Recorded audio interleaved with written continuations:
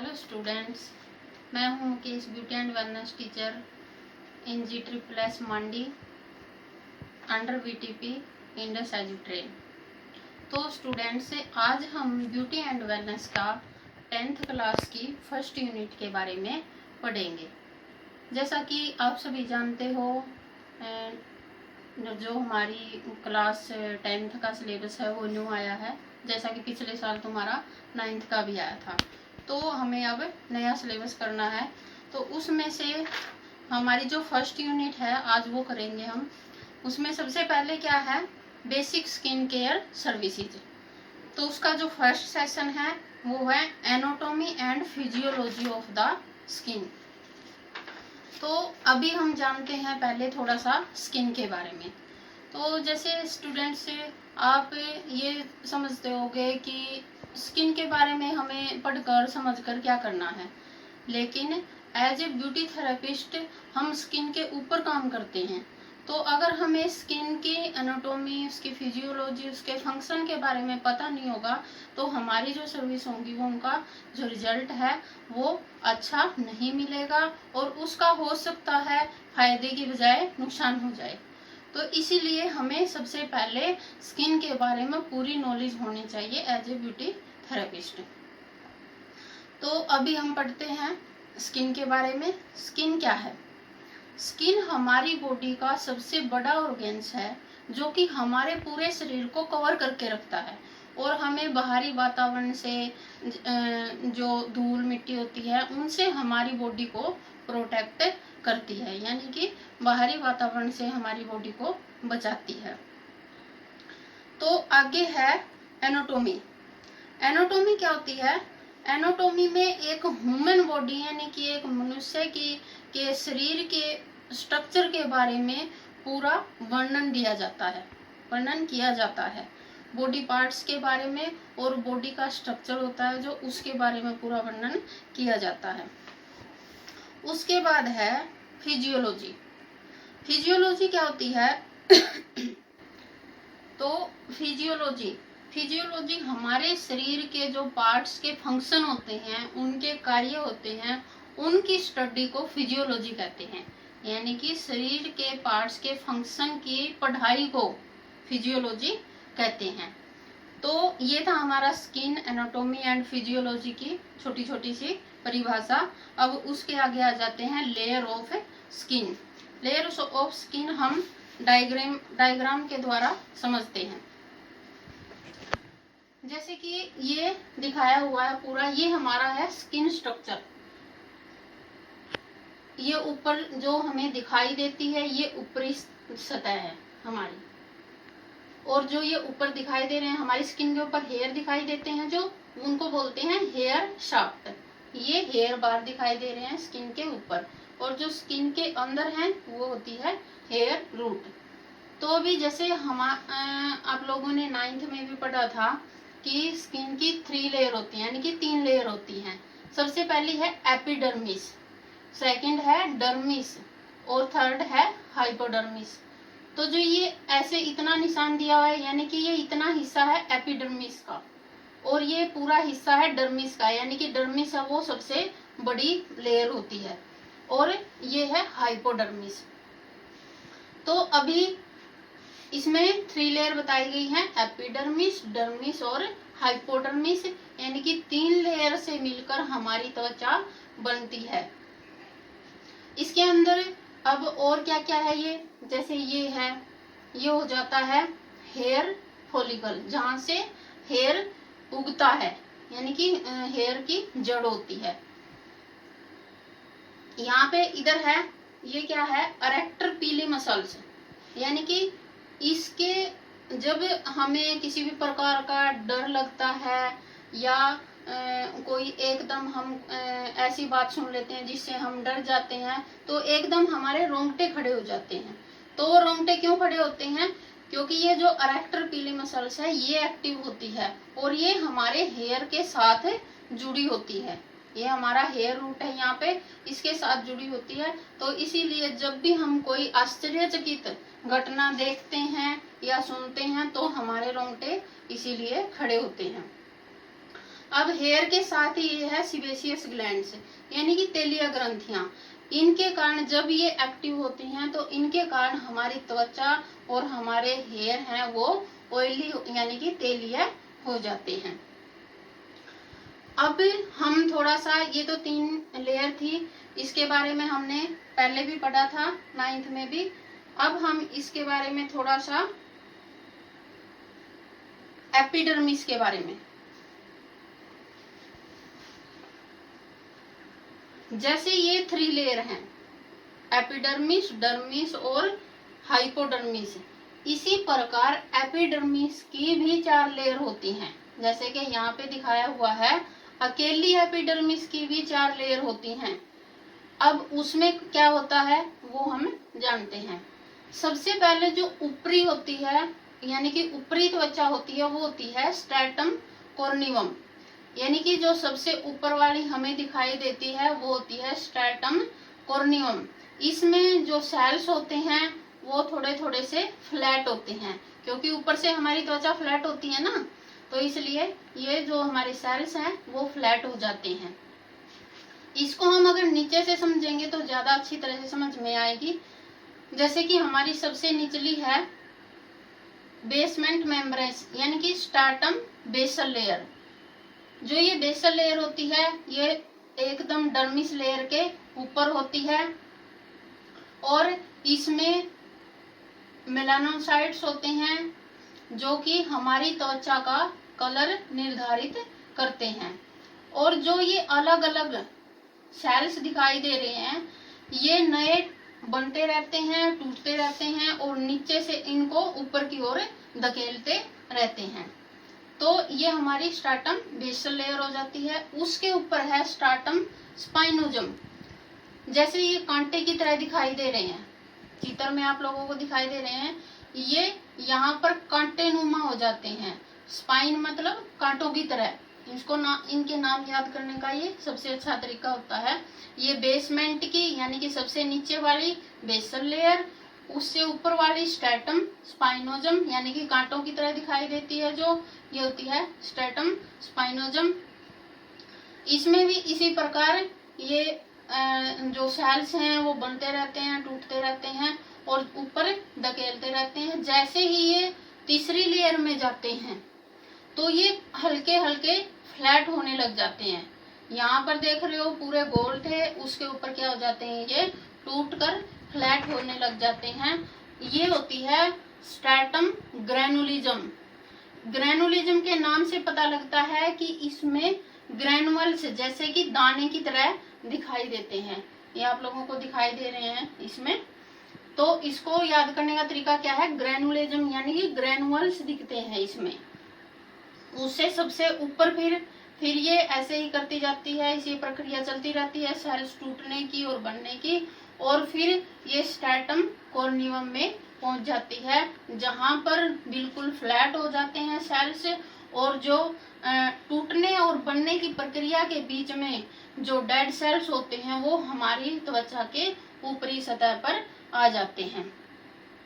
तो ये हमारी एपिडर्मिस की 4 लेयर होगी, स्ट्रैटम बेसल, स्ट्रैटम स्पाइनोजम, स्ट्रैटम ग्रैनुलिज्म और स्ट्रैटम कॉर्निवम। अब इसमें 2 चीज और होती हैं, जैसे कि सेल्स के बारे में बताते हैं थोड़ा सा, केराटिनोसाइट्स और मेलानोसाइट्स। ये जो दिखाया हुआ है इसमें मेलानोसाइट्स, ये मेलानोसाइट्स का क्या काम होता है, ये मेलानिन प्रोड्यूस करते हैं। मेलानिन प्रोड्यूस करना मतलब मेलानिन बनता है जिससे कि मेलानिन से हमारी त्वचा का कलर निर्धारित होता है। यानी कि जब ये एक्टिव होते हैं तो जिसके अंदर, जिस त्वचा के अंदर ज्यादा मेलानिन होंगे उसकी त्वचा डार्क होगी, और जिसकी त्वचा के अंदर मेलानिन की मात्रा कम होगी तो उसकी त्वचा का रंग है जो वो लाइट होगा, फेयर होगा। ये मेलानोसाइट्स का काम होता है। अब है केराटिनोसाइट्स। केराटिनोसाइट्स क्या करते हैं, केराटिन बनाते हैं। जैसे कि केराटिन का काम क्या होता है, केराटिन से हमारे नाखून और हेयर बनते हैं, ये एक प्रोटीन होता है, ठीक है। उससे हमारे हेयर, जितनी अच्छी मात्रा होगी केराटिन की, उतने ही अच्छे हमारे हेयर होंगे और उतने ही स्वस्थ हमारे नाखून होंगे। तो ये हमने जाना थोड़ा सा स्किन स्ट्रक्चर के बारे में। उसके आगे चलते हैं।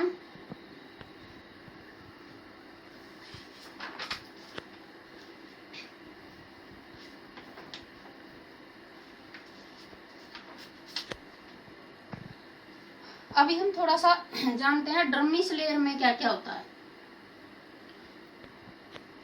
ये तो एपिडर्मिस का बताया था। अब इसके नीचे जो डर्मिस लेयर होती है उसमें क्या होता है। डर्मिस लेयर में फाइबर्स होते हैं जो कि टिश्यू से कनेक्ट किए होते हैं।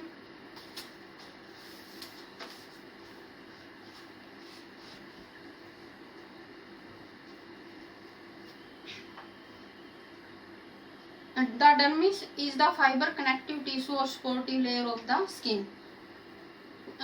जो फाइबर होता है वो हमारे टिश्यू को आपस में जोड़कर रखता है इसमें डर्मिस लेयर के अंदर। तो इसमें और क्या क्या होता है, कुछ फाइबर्स होते हैं कोलेजन फाइबर। कोलेजन फाइबर का काम क्या होता है, हमारी त्वचा को टाइट रखने का काम होता है कोलेजन फाइबर का, कि हमारी जो त्वचा है वो टाइट रहेगी जब तक हमारे स्किन के अंदर कोलेजन फाइबर की मात्रा अच्छी होगी। जो जो ये कम होती जाती है बढ़ती एज के साथ साथ, इसी प्रकार हमारी त्वचा है जो वो लूज होने लग जाती है और रिंकल जैसे हो जाते हैं। अब और क्या होता है इसमें, इलास्टिन। इलास्टिन क्या करती है, इलास्टिन का भी काम क्या होता है, फाइबर प्रोवाइड करवाती है हमें और इलास्टिसिटी यानी कि लचीलापन बनाए रखती है त्वचा के अंदर। तो लचीलापन होगा तो हमारी त्वचा कैसी होगी, उसके अंदर जो एजिंग साइंस है वो कम दिखेंगे।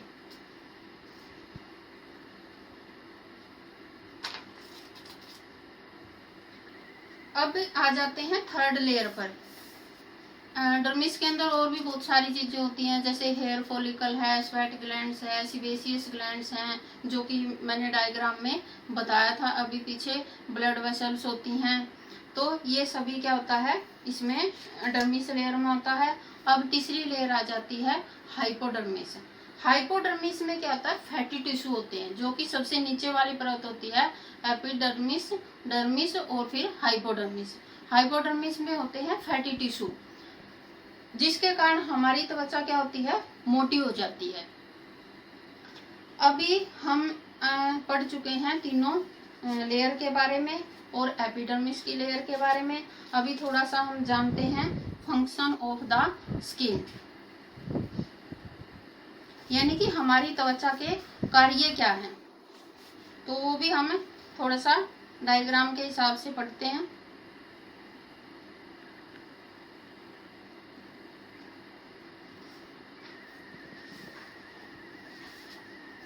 जैसे कि इसमें दिखाया हुआ ये स्किन स्ट्रक्चर है वही, और यहाँ पर यानी कि 7 फंक्शन दिखाए हुए हैं स्किन के। जो हमारी त्वचा है उसके 7 कार्य बताए हुए हैं इसमें। जैसे फर्स्ट है सेंसेशन। सेंसेशन यानी कि संवेदना। जब भी हमें कोई चीज गर्म लगती है, ठंडी लगती है, हमें इचिंग होती है, तो हमें पता लगता है त्वचा पर कि भी हमें गर्म लगी है, ठंडी लगी है। तो जो कोशिकाएं होती हैं वो क्या करती हैं, हमारे माइंड तक ये संदेश पहुंचाती हैं, जिससे कि हमें पता लगता है कि ये ठंडा लगा, हमें ये गर्म लगा। तो ये किसका फंक्शन हुआ, त्वचा का।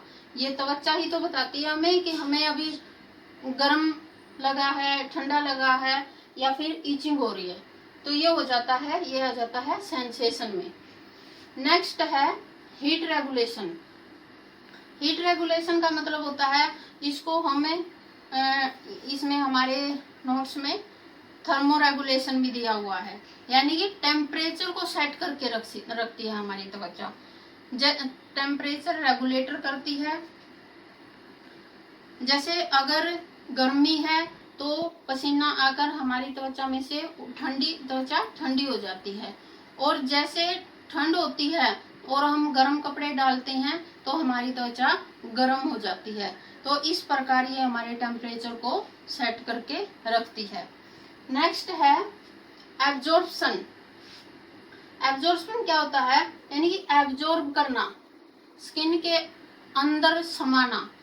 तो एब्जॉर्ब क्या होता है, हमारी स्किन के अंदर और कुछ हम एब्जॉर्ब नहीं कर सकते। एब्जॉर्ब होती है विटामिन डी, जो कि हमें सूर्य के द्वारा, धूप के द्वारा मिलती है। तो जब वो हमारी त्वचा के ऊपर धूप पड़ती है तो वो हमारी त्वचा विटामिन डी लेती है धूप से, उसको एब्जॉर्ब करती है। आगे है प्रोटेक्शन। प्रोटेक्शन से यानी कि सुरक्षा। त्वचा हमारी जो बॉडी ऑर्गन्स हैं उनकी पूरी बॉडी ऑर्गन्स की सुरक्षा करती है। बाहर के वातावरण से कोई भी सूक्ष्म जीव स्किन के अंदर ना जाए, और धूल से, मिट्टी से, धूप से, और जो हमारा एनवायरनमेंट होता है उससे हमारी सुरक्षा करती है। एक्सक्रेशन। एक्सक्रेशन से क्या होता है, यानी कि जो हमारे शरीर की गंदगी है वो त्वचा के द्वारा बाहर निकल जाती है। जैसे कि हमारी त्वचा से पसीना आता है और सीबम यानी कि ऑयल एक्सक्रेट होता है, तो उनके द्वारा हमारे शरीर के बहुत से विषाक्त पदार्थ हैं वो बाहर निकल जाते हैं। और वो किससे निकलते हैं, हमारी त्वचा के अंदर से, जो रोम छिद्र होते हैं वहां से। उनका निकलने का हमारे शरीर को फायदा क्या होता है, जो विषाक्त पदार्थ होते हैं वो हमारे लीवर और आंत पर बुरा प्रभाव डालते हैं। तो ये था एक्सक्रेशन का। उसके बाद आ जाता है अपीयरेंस। अपीयरेंस यानी कि उपस्थिति। त्वचा हमें सभी को दिखाई देती है। त्वचा का रंग, लचीलापन वो मनुष्य के सामान्य रूप के लिए जिम्मेदार होती है। यानी कि त्वचा हमारे मानव शरीर को एक सजावटी मीडिया भी माना जाता है। यानी कि उसकी उपस्थिति होने का, अगर हमारे मान लो हमारी बॉडी पर त्वचा नहीं है तो कैसे लगेंगे, ओपन अंग दिखेंगे तो कैसे लगेंगे। तो इसीलिए जो त्वचा है वो उसकी उपस्थिति हमारे मानव शरीर को सजावटी बना देती है। ये थे हमारे त्वचा के फंक्शन। तो अभी हमारा आ जाता है नेक्स्ट सेशन है, जो वो है action of the facial neck and shoulder muscles. First session में हमने क्या क्या पढ़ा है, स्किन पढ़ी है, उसके एनाटॉमी, फिजियोलॉजी क्या होती है, और स्किन की लेयर कितनी होती हैं, और उसके बाद स्किन के फंक्शन क्या होते हैं। ये हमारे फर्स्ट सेशन में कंप्लीट हो चुके हैं। अब नेक्स्ट सेशन है थोड़ा सा मसल्स के बारे में, यानी कि मांसपेशियां। मांसपेशियों का हमारे शरीर पर, हमारे मूवमेंट पर जो भी हम मसाज करते हैं, फेशियल करते हैं, तो उस मसाज के कैसे स्टेप होने चाहिए, कैसे मूवमेंट होने चाहिए, जिस स्थिति में हमारी मांसपेशियां हों उसी स्थिति में हमें वो मसाज करनी चाहिए, तभी हमारा रिजल्ट है अच्छा आएगा। नहीं तो हमारी जो मांसपेशियां हैं वो लूज हो जाएंगी और स्किन पर उसके साइड इफेक्ट दिखने लग जाएंगे। तो इसी प्रकार इसमें ये मांसपेशियां बताई हुई हैं, इसीलिए ताकि हमारा जो मसाज और फेशियल और जो भी हम बॉडी के ऊपर कार्य करते हैं उसका हमें अच्छा रिजल्ट मिल सके। तो इसमें भी यही बताया कि एक ब्यूटी थेरेपिस्ट या एक कॉस्मेटोलॉजिस्ट को यह पता होना चाहिए कि हमारे फेस, नेक, हैंड्स और आर्म्स की, हमारी बाजुओं की मांसपेशियां किस प्रकार स्थित हैं और उनके कार्य कैसे होते हैं। तो कुछ मांसपेशियां हैं जो यहाँ पर इस सेशन में बताई गई हैं, जैसे कि facial muscles, eyebrow muscles, muscles of nose, muscles of mouth, muscles of ear, muscles of mastication, muscles of neck. सबसे पहले फेशियल मसल्स के बारे में जानते हैं। तो सबसे पहले कौन सी है, फ्रंटल मसल्स, जैसे कि चित्र में दिखाए हुए है फ्रंटल मसल्स। ये हमारी फोरहेड की और खोपड़ी की, हमारी जो खोपड़ी होती है उसके बिल्कुल टॉप की मसल्स होती हैं, यानी कि ऊपरले हिस्से की मसल्स होती हैं। अब आ जाता है आईब्रो मसल्स, ये मसल्स ऑर्बिकुलरिस ओक्यूली मसल्स, ये मसल्स होती हैं आईब्रो की मसल्स। सॉरी ये नहीं है, ये तो ये है हमारी फ्रंटल मसल्स। फ्रंटल मसल्स जैसे कि चित्र में दिखाया हुआ है, फोरहेड की मसल्स होती हैं, और हमारी जो स्कल खोपड़ी होती है उसके बिल्कुल टॉप की यानी कि ऊपर की मसल्स होती हैं। यानी कि इसमें ये ऊपर की तरफ दिखाई हुई हैं, तो हमारे जो मूवमेंट होने चाहिए वो हमेशा ऊपर की तरफ होनी चाहिए, नहीं तो क्या होगा, ये मसल्स हैं जो इनका ये लूज हो जाएंगे अगर हम इनके ऊपर स्टेप गलत उल्टे सीधे करेंगे तो ये है फ्रंटल मसल्स। उसके बाद है ऑर्बिकुलरिस ओक्यूली मसल्स, ये मसल्स है आंखों के चारों ओर की, यानी कि ये गोल दिखाई दे रही हैं, तो हमें आंखों के ऊपर जो स्टेप है वो हमें ऐसे गोलाई में करने चाहिए। इन मांसपेशियों का काम क्या होता है, जिनकी वजह से हमारी जो आंखें मूवमेंट करती हैं और हम पलक झपकते हैं, वो इन मांसपेशियों के कारण ही होता है। तो हमें स्टेप कैसे करने चाहिए, जैसे ये मांसपेशियां गोलाई में दिखाई दे रही हैं उसी प्रकार हमें स्टेप करने चाहिए। तो ये थी आंखों की मसल्स।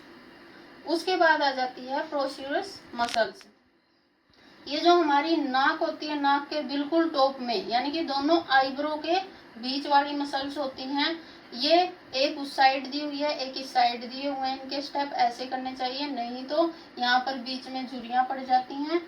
जैसे कि जब कोई मनुष्य तनाव में होता है तो यहाँ पर झुर्रियां पड़ती हैं, उसे तनाव में दिखाई देता है। तो यहाँ पे ये ऐसे ही स्टेप दिखाए हुए हैं कि हमें इनको ऐसे चलाना चाहिए हाथों को। उसके बाद है ऑर्बिकुलरिस ओरियस मसल्स, ये मसल्स है लिप्स के चारों ओर की, यानी कि गोल में दोनों लिप्स के चारों ओर की मसल्स होती हैं, जिसे कि हमारा जो होठ है वो मूवमेंट करते हैं। तो हमारे स्टेप कैसे चलेंगे, यहाँ पर गोलाई में चलेंगे दोनों, ठीक है। यह है ऑर्बिकुलरिस मसल्स। उसके बाद है ट्रायंगुलरिस मसल्स, ये चिन के ऊपर और दोनों लिप्सों की साइड में, यानी कि जो हमारे हाथ होंगे, हमारे जो स्टेप होंगे वो इस प्रकार चलेंगे, न कि इधर उधर, जिससे कि हमारी जो ये ट्रायंगुलरिस मसल्स है वो ऐसे की ऐसे सेट रहे। तो ये हमारी मसल्स थी फेस की, जिससे कि हमें जब हम फेशियल करते हैं हमें स्टेप करने में आसानी हो। जब हमें इन मसल्स के बारे में, इनकी स्थिति के बारे में पता ही नहीं होगा तो हम स्टेप जो हमारे मूवमेंट होंगे वो गलत चलेंगे और हमारी स्किन को, हमारे फेस को फायदा होने की बजाय उसका रिजल्ट हमें गलत ही मिलेगा। तो इस प्रकार हमने इस सेशन में थोड़ी सी मसल्स के बारे में पढ़ा है। आशा है कि आप सभी को अच्छे से समझ में आया होगा। धन्यवाद।